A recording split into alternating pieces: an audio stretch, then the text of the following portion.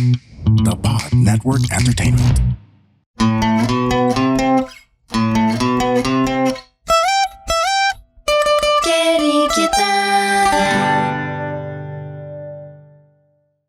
Hey everyone, welcome again to another episode of Keri Kita. We are your guides into the gaming world, both hardcore gamers and hardcore parents. I'm Ray. And I'm Joey. Today we are asking the question, ano ba yung Valorant na yan? Yan. So, for this very special episode and for this very special topic, we have with us, of course, a very special person, Miss Carrie Server. Tada! Yeah, Carrie. Carrie is a senior brand planner in Publicis Jimenez Basic. And actually, that's where we met. And that's where we got to work very closely. Kaming dalawa ni Carrie. I used to work in Publicis Group. So, got to witness her expertise in gaming, in planning most especially. One of the best this industry has. Yeah. But she has this very special expertise when it comes to gaming. And she's a very, hardcore fan of the right games, particularly Valorant and League of Legends. So that's what we're going to talk about. So I understand, Carrie, you used to work with Garena for doing marketing for Call of Duty Mobile. Can you tell us more about that?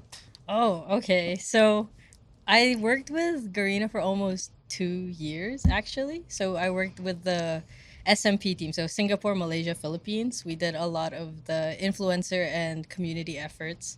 Shout out to Dave if you ever end up listening to this podcast. I know you're still with them and you're doing a great job with community. He is actually the personality people refer to as Tito Cod M. So if you play Call of Duty Mobile, you're talking to Dave, our mod. He's really great at his job. So I worked really closely with him. We did a lot of influencer and community, as I said, and we got to work with the likes of like Myrtle Sarosa. We were in charge of doing community events where we would play Discord Wednesday with a lot of the players, and we'd have like challenges where they'd send drawings, answer questions in exchange for like in-game goods. So that's a lot of what I did aside from like coming up with marketing initiatives. Like we did a music video with Myrtle Sarosa, the Ready Set. And I think that was like my baby in my time. Oh, that's with nice. Yeah. So that was a lot of the kind of stuff that I was doing for them. Awesome. So as she mentioned, a very extensive experience when it comes to gaming and marketing work. That's a very extensive background as you've seen from Carrie. But I think moving on, can you tell us a bit more, Carrie, about your how you got into gaming? What is your background, your family background? So actually, what really got me excited to come on here and talk to Ray and Joey was the episode 1 where they talked about having a daughter who they'd play video games with. I was that daughter for my parents. At like the age of 4 or 5, my mom needed someone to play Pokemon with her to trade starters because she wanted the complete set because she's a completionist kind of gamer. So she needed someone to hold the other the other Game Boy Color, not even a DS yet, and then have the wires in, and then we were trading Pokemons back and forth, and she got me my own game at that point because she realized that I wanted to play as well. So it was me, her, and my uncle. We'd play. She had blue, I had red, my uncle had yellow. And we were all trying to like beat the game the fastest. My uncle won because, he had the most gaming experience. And then I lost because I got this Spearow Pokemon and I named her Britney Spearow, like Britney Spears. And I fell so in love with it that I wanted her to be level 100. So I did that before finishing the game. So it took so long because there's no XP share back then. So that was my like life mission playing Pokemon. And then as I grew up, I started like playing. I was a Nintendo gamer actually before anything else. So I played like Mario Kart with my dad. He'd be like knocking the controllers out of my hand so that I wouldn't finish my final lap. We'd play like Crash Bandicoot and stuff like that. And then as I got older, I moved to like PC gaming because, when you get your own money, you can afford to build one that's not like the family PC anymore. So I only started PC gaming in like 2017, like right after college. Like before that, it was all console stuff. And like Overwatch got me into like the first person shooter games on the PlayStation. And then I wanted to get my own computer because I started getting into like watching the competitive scene. Like OWL, if you remember. And so I wanted to be able to like, do all those fancy things that you can't do with like a stick because you can't like 360 no scope, so, or, that kind of stuff. So I started playing that, and then when I got my own PC, I found there were like tactical shooters, which were more leaning towards the competitive scene, and I thought that was like really cool because I really enjoyed like playing ranked in Overwatch, but it was a very different vibe from like playing a tactical shooter. So when Valorant like dropped, I was struggling like so hard because I came from movement shooter games like Destiny 2, Overwatch, Apex Legends, and so like when you'd have to stop and shoot, it was really challenging for me, and I found that super interesting because it made me hate the game. Like I played it once and I was like, I'd never want to play this again. But my friend, his name's Danzen, he got our whole barkada to play because he was like saying, oh, I'm the only one playing. Sige na, tara. Sama niyo na ako para may friends ako. Lagi akong Oh, isa. that's a great point. Bro. So he kind of like peer pressured us by himself. So good for him. That much power in his voice. And he was like, okay, let's play. And then from our friend group, like slowly, like people would start like, you know, falling off because they didn't really like the game as much, and we were playing it to hang out with Danza. But then me and our other friend, Chika Bam Bam, his human name is Zach. So it's me and Zach kept playing, and like up to now we still play. Like we play a lot of rank. There was a time like I was really grinding rank. I was able to hit like Ascendant 1, which is like considerably a high rank. Like it's almost there. It's like maybe 2-3 ranks away from being immortal, and that's like almost competitive level of ranking. But then I started focusing on my work, so here I am in like plat 3 right now. How the mighty have fallen. The mighty have fallen. That's exactly how I also experienced online gaming. Very, very competitive. Like a few days ka lang you don't play, and then when you play again, oh no, everyone's ranked up. Everyone's so much better than you. Yeah. I am interested though when you said your family is a gaming family. Yeah. And there is a in the Philippines we would always, assume that parents would kind of stop or discourage their children from playing video games. You, on the other hand, had your mom and your dad with you, even your uncle playing with you. So what do you think gave them, I guess, the encouragement for you to play with and connect the entire family through gaming? I think it might be two things. The first thing I'm not so proud of, but my family's a little westernized in the sense that they're very into like we're an English speaking household kind of thing. And so they adopted a lot of those American mindsets where it's like very modern. Progressive. So, yeah, progressive, I guess. And so they always keep like an open mind to things like that. And then for how gaming played into that is my uncle who would play Pokemon Yellow, he'd bring home games and he'd always like try to get someone to play with him, I guess. Or he'd want to show off his skill. So like we'd watch, like the kids would watch. Like we wouldn't watch like TV all the time. Sometimes we'd be sitting in a room watching him solve a puzzle. And I guess my mom kind of realized that there's some games that she liked too, and that could be like her bonding with me where I'd watch her play. Was it deliberate though that she was bonding with you through a game? I'd like to think so, yes, because I would love that to be the reason she was playing and not to just keep me quiet as a child. So I want to be delusional and say yes. But I also think like games are just fun. Like you don't really need to play for someone else or want to be like, oh, I'm a gamer for my kids. Because like you guys as parents, you enjoy playing games. I think to that, just to build on what you're saying about am I just delusional that my mom is bonding with me through a game? I guess as a mom, I can tell you because I play with Bean. It's two things. One is gaming is just really fun and you want to do it whether or not, you're trying to bond with your kid or not. And second, it makes you feel like a kid. And so puts you on equal footing with your child. It makes you feel like a child again. And when you're a parent, you're just so filled with responsibility. And you wish you're a kid again where life is simple. And it's just a really great, I guess, time to be on the same level as your child. This makes so much sense as to why my dad would knock the controller out of my hands. He also felt like a kid. Yeah, he's a kid again. It's a very, just having fun, I think, no matter what activity, I think for both parents and children, diba? It would be a great common ground for you to get something behind and instantly connect with each other, right? And there are a lot worse things. I've always said this during my talks and presentations. There are worse things that you can do than to play games with each other, diba, with your kids. There are worse ways to play to do for you to get connected. I want to talk about Valorant because a lot of kids are playing Valorant now. And if there's a parent listening now and you ask your kid who probably is around you kung ano yung nilalaro mo ngayon, he will probably say Valorant. Because during the pandemic, I know that a lot of kids and not quite kids got into Valorant simply because they needed to connect and be part of a community. Just like what you said. Yung parang, sama mo naman ako, di ba? Bakit ang saya-saya nyo dyan, tas ako hindi. Right? So, can you describe to me and to the parents out there listening who probably have no idea what Valorant is, ano ba yan? Ano ba yung Valorant na yan? Okay, so the scripted official way to describe it would be it's a tactical first-person shooter where you play 5-on-5 to capture an objective or defuse a bomb kind of thing. But to paint a word pictures for parents who don't play, it's 5 people against 5 people trying to put a bomb in the ground and then try to take that bomb out of the ground. And if you're the Team A who has to put it in the ground, you have to make sure the other team doesn't take it out of the ground. Yeah. And you can do that by either diffusing the bomb or by killing everyone on the other team.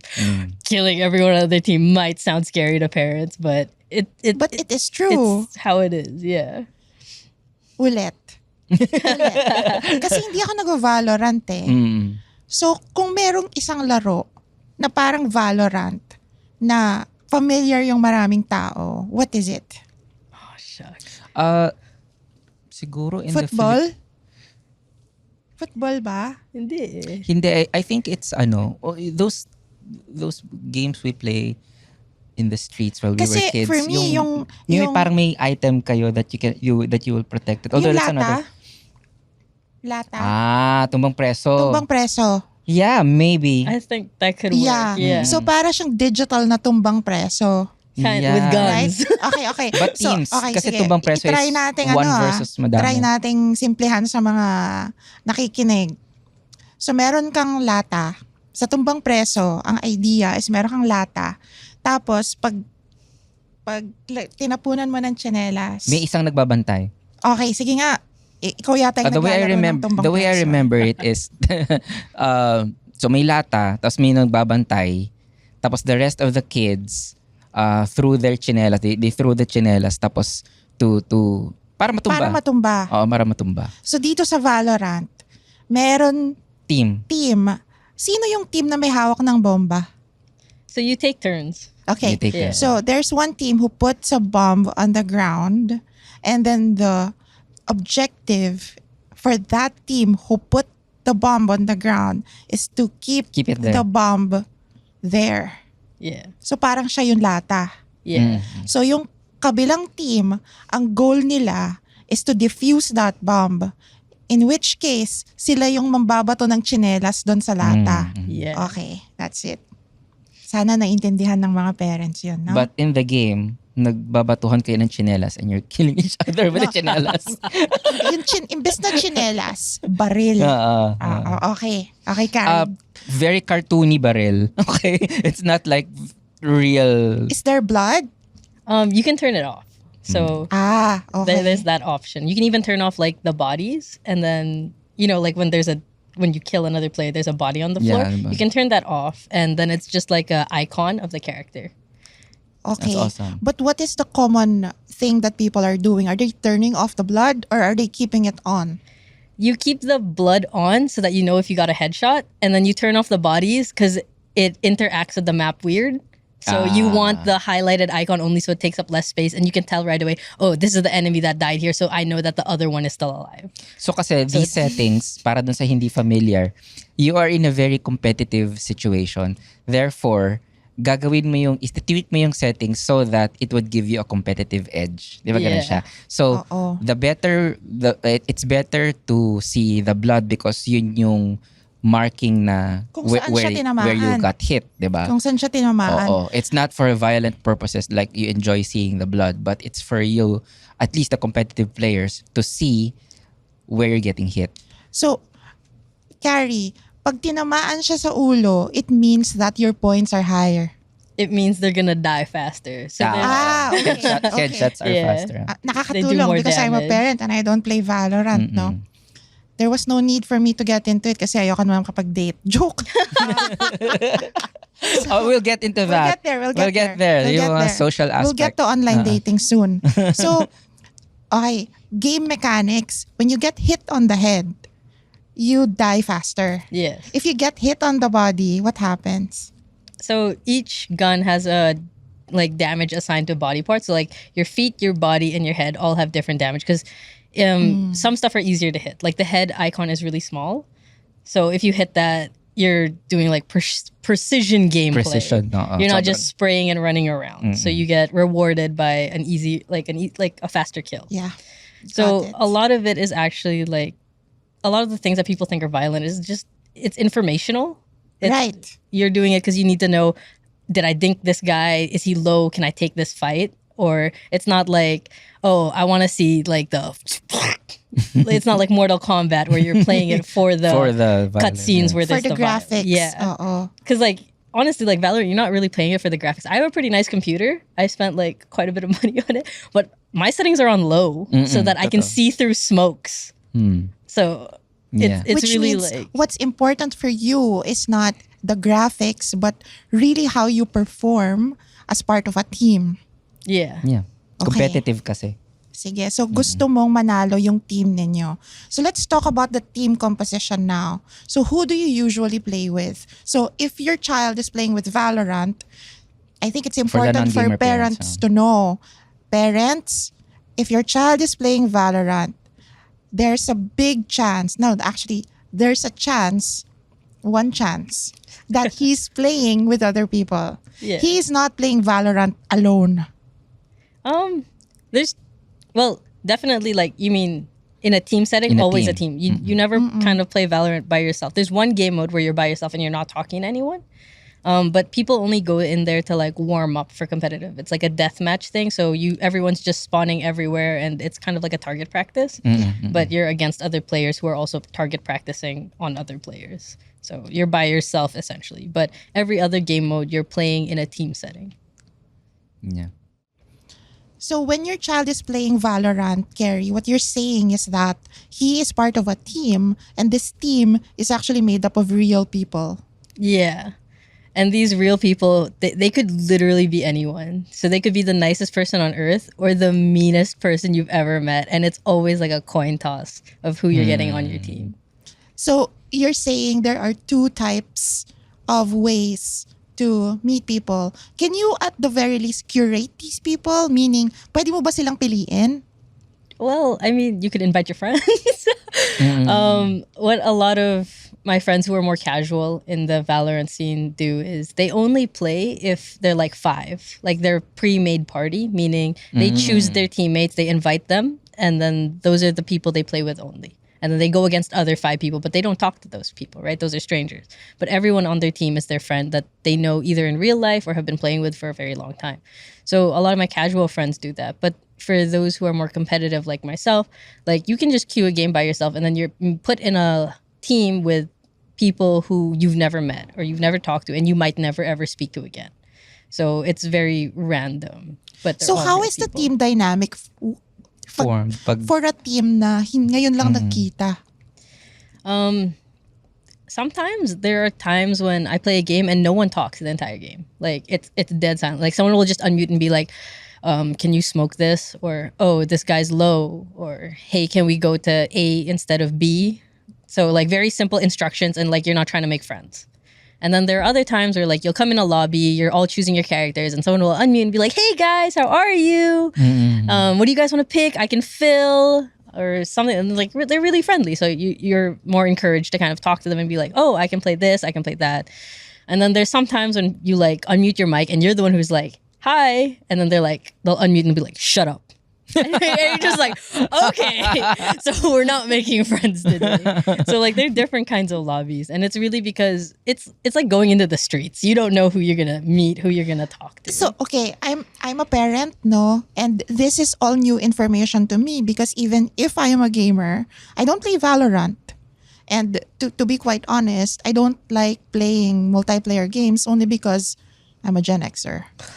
You know, I grew up playing video games on my own. Yeah. As it is kind of new information, and I'm sure to all the moms out there and all the parents who are not into video games listening, they're probably also thinking, oh my God, so my kid is literally playing with strangers? Yeah. My mom, I'm a full grown adult, but she struggled with that when I started playing more multiplayer online games. Because I told you we grew up in a Nintendo household, so those are very like console. You Yeah, play by console, yourself, or like the person has to be family. invited to your house to play on the console with you.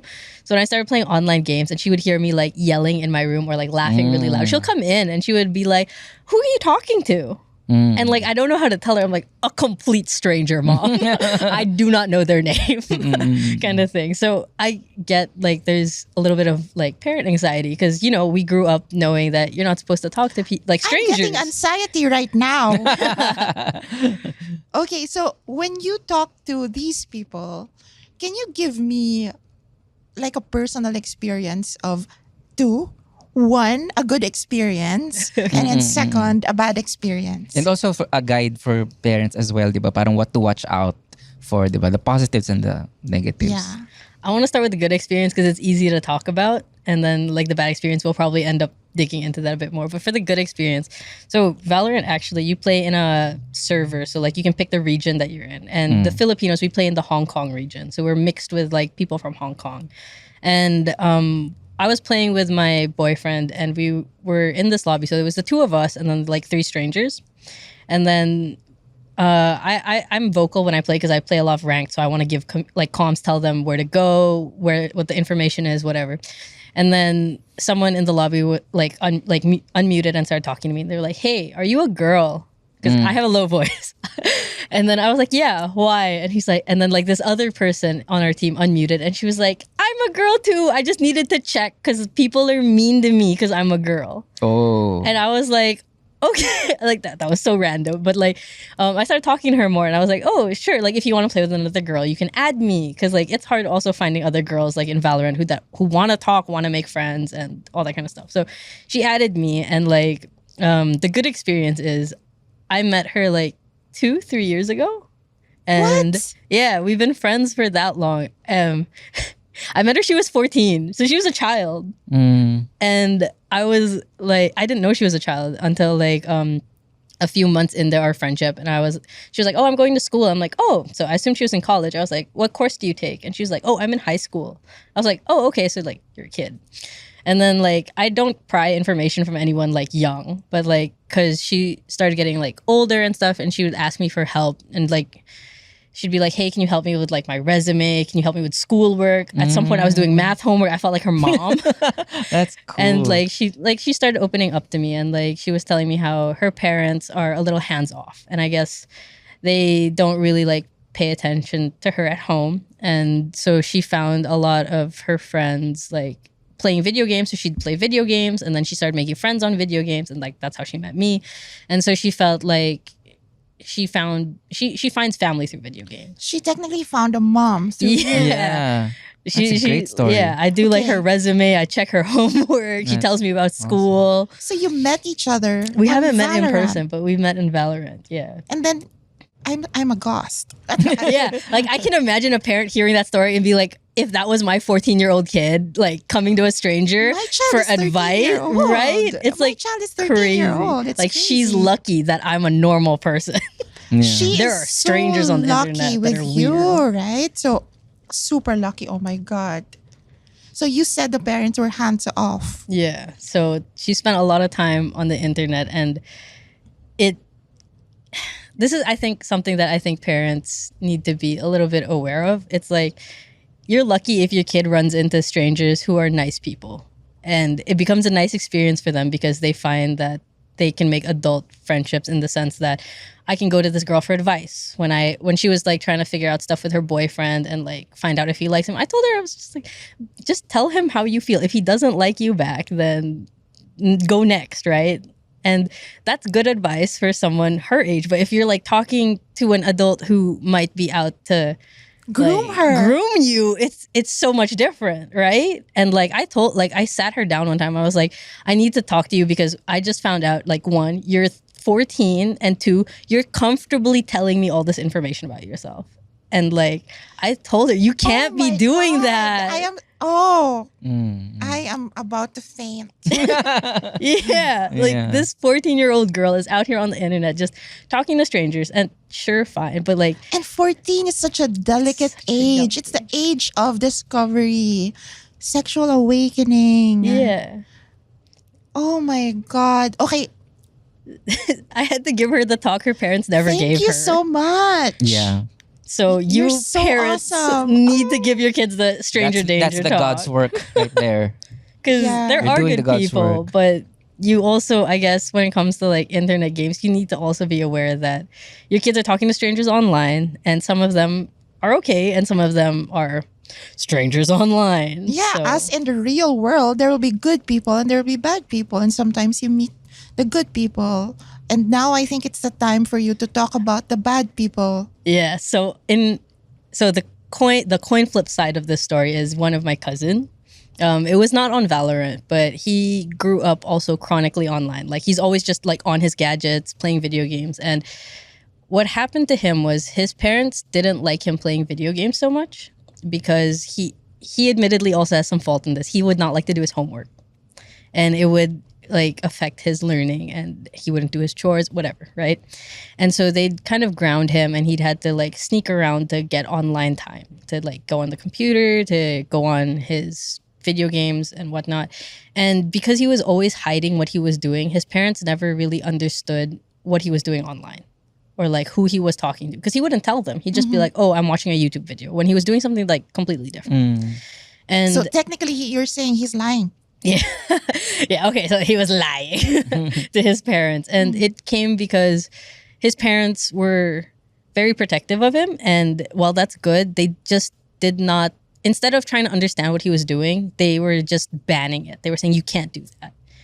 And what happened to him was, thank God it was just online, but like he was, I think, 13 at that time. So even younger than this girl I was talking to. And My daughter. yeah, your daughter's age. And like, people were talking to him, and because he'd hide his age from people online because he didn't want them to know he was a kid.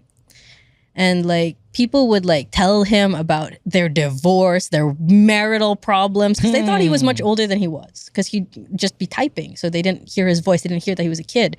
And like there were people who would like confess that they had like a crush on him and all this kind of stuff. And they were much older people.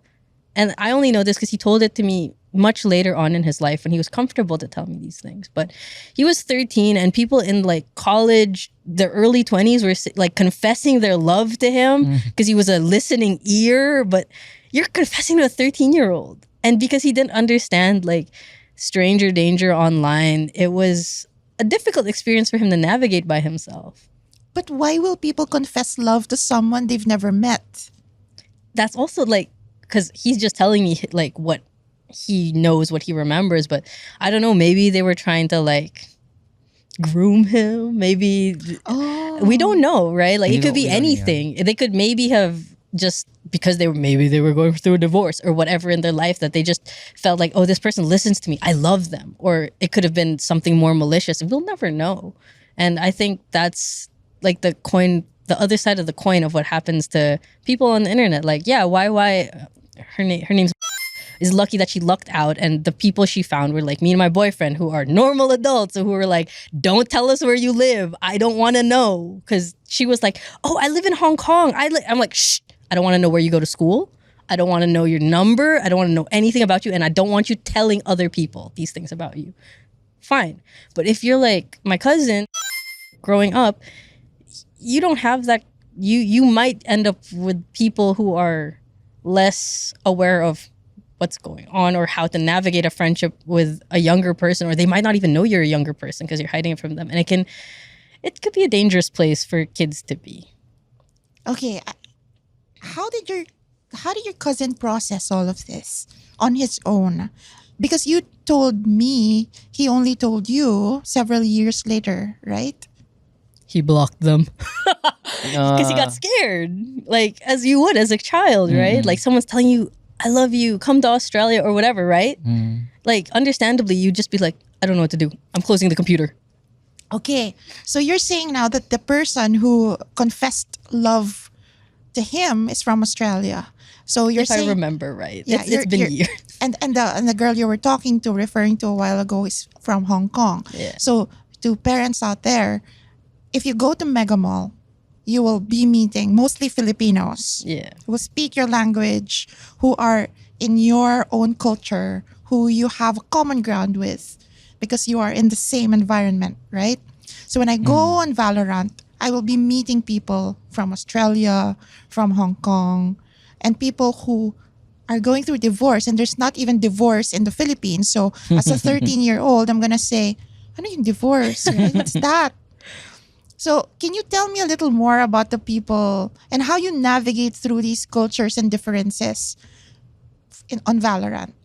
I think what the reality is, you're not going to get into those deep conversations in the game.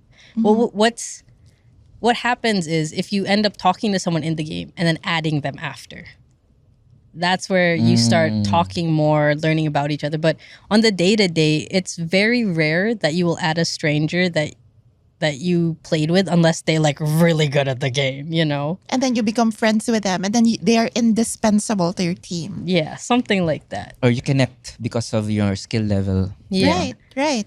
Or like just because like I was a girl, the other girl wanted to that- add yeah. me. So Ah, those that's another like, point. small That's another things. point. That's another point. Yeah. So, based on the data, and this is real data, the Philippines is known to be a social gaming country. Yeah. So if you look at all the data coming in from Southeast Asia, specifically on Valorant, they say that Indonesia is competitive, China is competitive, and we're in it for connection. Meaning a lot of people went into Valorant specifically in 2020 to find love or Yun. to Yun. date. It's kind Yeah. of like we cannot go out, right? We can go out.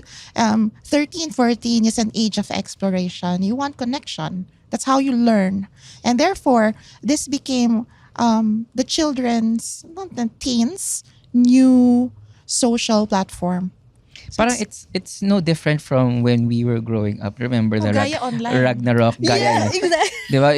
You go online and Gaya then online. I mean, people wala just nga game. start messaging you about ASL po. ASL. ASL. Diba? It's like that. Right. I mean, Oo. I met friends through Gaia Online. I mean, I never really knew them. And that's the reason you want to flex your skins, right? ASL sa mga hindi nakakaalam, age, sex, location, 'di ba? Yeah. Yun agad ang enter ng chat, 'di ba? Parang ASL. social agad, 'di ba? Social. Oh. And Philippines, we've always been social. We're friendly. Yeah. We love talking to like foreigners. And it's no different now. because we speak English, Yeah. right? I mean, we're not like Chinese people. I mean, who might have a different character set. We are an English-speaking people. And I know a lot of people who will, for example, dive into a game at a different time zone just to specifically play with, say, Australians. yeah. Right? Because, of course, I don't know, it's probably skill level or Or they many just cute want people to. dun galing si Chris Hemsworth. Yeah, they just don't want to know. meet people. Yeah. Diba? So, Yeah, kids sometimes stay up, 'di ba? Because they're yes, yung mga they come in at 1 a.m. teammates nila. 1 a.m. Yeah. Diba? Just so they can specifically speak to certain demographics, certain regions. So, papaano yon, Carrie? If you say, for example, you were talking a while ago about if you're specifically girls on Valorant. Because girl gamers are actually not as many as the male gamers on FPS games. I heard this only because dito daw sa Pilipinas, the bullying with girls is not as high or rampant as in the United States because syempre pag may girl, kikerry kita, diba? Carry kita. Carry oo. kita, girl ka? Oh, diba? So, what is your opinion on that? What Experience, yeah. experience? So I'm trying to think about how I want to talk about this because there's so many ways to talk about Yeah, being a there's so girl many. in gaming, right? Like they're the fun stories where it's like, oh, I've met like other women and it's so much fun because we have our own communities. Like I'm part of a Facebook group called like Girls That Game Philippines or something like that. And like we have like Budol Fridays, I think, or something. And then we just like post everything that we want, like the keyboards, the mice that we see, and everyone's like looking through it, stuff like that. So it's fun. But like there are also the times where like a girl will unmute in a voice chat and she'll be unlucky enough to have like a very girly voice, and then they'll be Like like, me. yeah, and like there's either two ways that like two things that happen. Either one, people are like, babae ka? Then they start like bothering you about it, or they think you're a girl and you're bad at the game and they bully you about it. And like there's my experience where I'm lucky enough that my voice is like this, where it's kind of, it could be anything. It could be a teenage boy. Yeah, and so like people call me dude, bro, and I intentionally make my voice low when I play ranked games because I get more respect when I do that. Like if I'm a girl and I'm barking like information and comms, people tell me to shut up. But if I use like my low voice, they're like, yeah, listen to this guy, and I'm just like, yes, listen to this guy. So it's very mixed feelings about being a girl in gaming. And like I can imagine how scary that would be for like you guys who have you guys have a 13-year-old, daughter yeah. who wants to A be in daughter. gaming. Yeah.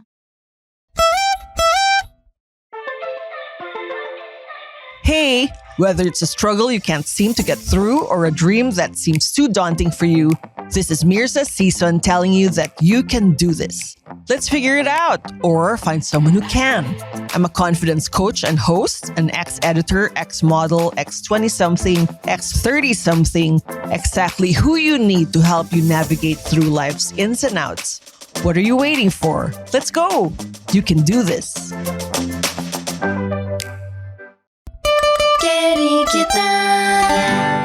It really largely depends on the communities you're at.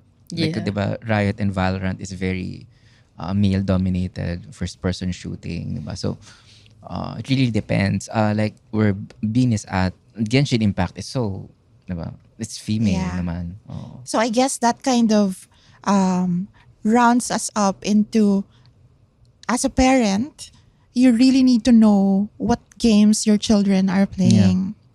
I think right now we're talking about Valorant because a lot of kids are playing it. And I think a few episodes ago we spoke about Genshin Impact, which I play with my child and I feel is safe for kids her age. So we kind of have to ask Carrie, because she's a Valorant player. Do you think Valorant is safe for kids? I think it's a game for teenagers. Or you need a certain mental fortitude to play a Riot game in general. Because you will meet all kinds of people. You cannot protect your kid from every single person, but you can equip them with the skills to deal with those situations. Like if someone is yelling at you for doing the wrong thing in a game, you just mute them. It's done. You don't have to listen to them. But there are some people, like I've had games where like someone told someone off and they start yelling at each other and they're both fighting and they're like well into their teen years. They could be 20 even, and they're like fighting like kids. And if I was a parent, I'm not a parent, but if I was a parent, I wouldn't want my kid to engage in that.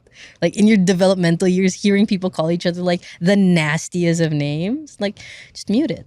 Why would you listen to it? So learning what your kids are doing and understanding that you can't stop them from doing it, but you can teach them how to do it well and how to kind of flourish in these spaces and kind of protect their own mentals. Like you don't have to engage with like every single person you meet online. I think what I really learned from you, talking about your experience with that 14-year-old you met in Valorant, the things you said, I want you to repeat them again so that the parents will take note of these things. Like say, for example, sharing information, how to find out if this person is the right person to talk to. Yeah. Maybe you can, again, repeat it just so parents remember. It's so important. I think even though they're like, just tell your kids, don't share your information online. I know that it's so like gas na, diba? Like even my parents have been telling me that. they need to understand why they shouldn't be doing it, because we keep telling them don't do this, but a lot of kids don't understand why. Like the kid who was telling me, oh, I live in Hong Kong, blah, blah, blah. I'm like, don't tell me this. I don't need to know this. Like, even if I'm not going to do anything with this information, it's like knowing that you're comfortable telling me this made me uncomfortable, because that means you probably are telling other strangers, like, where you live, where you go to school. And she doesn't understand why. I'm like, why? Like, I was trying to understand. I was like, don't do that. And she's like, why not? And I'm like, because they're freaks who might go to your school and look for you. And she didn't put that two and two together until Because like she's it was young. yeah. Like sometimes you just need to tell them, because if you just say don't do this, they'll be like, why not? And you're like, because I said so, because I'm your mom. They're gonna do it because they don't understand the consequences. And being able to have those hard conversations with your kids, because no one wants to tell their kid, hey, they're weirdos on the internet. You need to be telling them these things, because they're gonna meet these weirdos. You don't know when, you don't know where. It might be Valorant, it might not be Valorant, but you need to have that talk with your kid. Yeah. I think it came up earlier, no, yung properly equipping our kids. Yep. Right, is always key. I also applaud that, Carrie was recommending this for teens. Kasi diba, before you actually reach a certain age, that's the time that you should be, sitting down with your kids and really equipping them. And, more so now with new ways of dealing with each other with through online games. No, that's why we were discussing this in our podcast. No, that's your time to build and to properly equip, Yeah. so that when you send them out into the virtual worlds, they will know how to. Yeah, I think just to round it all up, hindi ka man marunong maglaro ng Valorant, parent, no? I mean, co-parents, you might not even know what Valorant is or how to play it, but certainly you know the values that your kids should bring when they talk to strangers outside. Like say for example, ano ba dapat ang gagawin ng bata kapag binubuli siya? Or, I mean, those values have to be set at that particular age, right? And take time to explain before saying no. Yeah, because they'll find a way to do it behind your back. Yeah, I mean, no is such a trigger for kids to Yeah. do To- something. No is such a trigger for yes. Yeah, it's like an action button, right? No, yes, diba? Oo. It's an action button. But even I spent lots of time with Bean Yeah. explaining to her. We spend a lot of time. And it's not easy. Explain. It's not easy to do. Because kids at that age will keep challenging. Like, why not? Why? Because they keep asking whys. And those whys are so important to answer because they will carry them through a game and in through life. Yeah. I also like how you mentioned earlier, Carrie, about the proper way of the proper, I guess, balance of kapraningan when you're sharing information. And speaking from real life, I'd like to think we instilled that with being the proper kapraningan. The background on this is hanggang ngayon ayaw niya mag-social media because she was so afraid of the. Do you remember that the Momo challenge? Oh my God. That's the Yeah. first thing that she saw. That was, I showed it to her. I you showed said, it to this her." is the consequence of irresponsible social media usage. It's the Momo challenge. And she was so scared. She was like, but the thing is, I went out of my way to explain to her. It's really important. I mean, kids are so curious and they demand answers. Yeah. And so these answers have to be given. Yeah. And like, I get it. Like, my mom wouldn't have time. Like, even if I was younger, she was younger even. Like, she wouldn't have time to play Valorant with me. And what parents kind of need to get is you don't have to play these games. You don't have to understand what the game is, but you have to understand that this is a place that we're going to be in for a very long time. And games aren't going anywhere. So what parents can do is take the time to understand your kid. This is the new playground, essentially, where they're going to meet their friends and where they're going to hang out. And the playground isn't always going to be safe. So you just need to be able to have those hard conversations early, because it's just going to save you and your kid a lot of heartache. Yes, this is a dangerous playground, but as we always reiterate, every episode of the podcast, it's a beautiful playground to build beautiful stories as well. Like that story you told earlier about you connecting with another girl, no. Ito naman yung mga stories that somehow would not have happened because of that playground also, 'di ba? So you became a parent. Somebody else became, you became a teacher to the kids. So we also don't want to miss these kinds of experiences, and that's what gaming is bringing to us, Yeah. as connections with parents and kids. Like, as much as I guess this episode was scary to listen to, like, gaming brings a lot of fun stuff. Like, this is not the first child that I made friends with online. I was much younger though. Like, I have a friend, like, we met, I was also a teenager. She was like a few years younger than me. We watched each other like graduate college and stuff through social media because we connected for so long.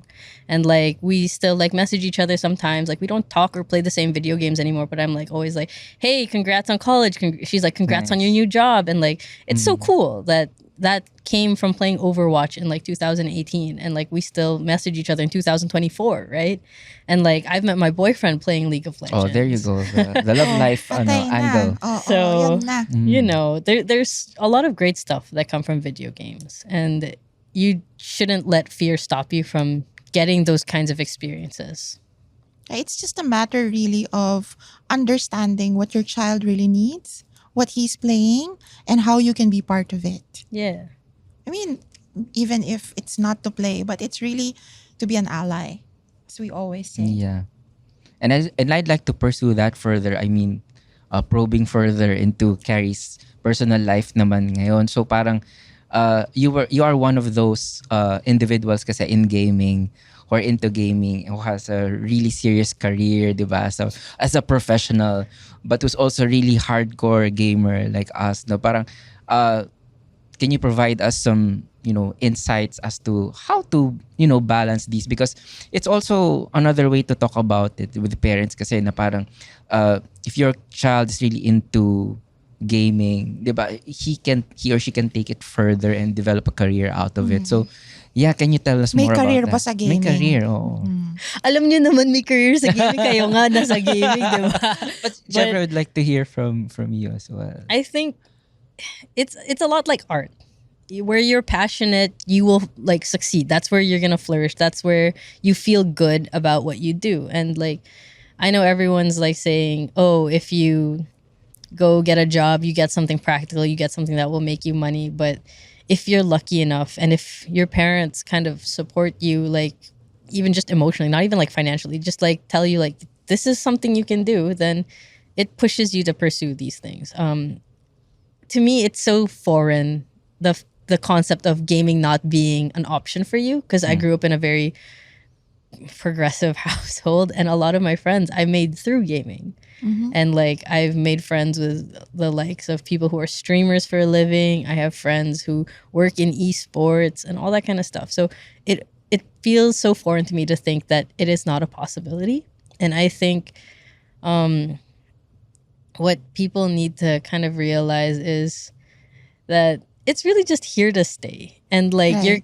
your kids have been talking about it since I was a kid, since you guys were kids, right? And the fact that there are some people who are still saying, hindi yan, kaka-computer mo lang yan, they're just doing it to pass the time or whatever. It feels so backwards. And like, it's not to like insult, of course. It's just, I think people need to sit down and really just kind of look at the reality of the world. There are millions of Gen Z gamers. There's like, from our study, right, Yeah, 19.6 million Gen Z Filipino Exactly. gamers. And if that doesn't speak volumes to you of what's possible in the gaming world and why you wouldn't want to get into it professionally, even, it's like, use your coconut. The numbers are there. True. So parents, non-gamers, and gamers alike, I hope this episode mas naliwanagan tayo on Valorant, on the Riot games like Valorant and League of Legends. Of course, very special thanks to our special guest, Miss Carrie Server. Ay. So Joey, carry kita? Carry server. Carry kita. Carry server kita. Thank Thank you.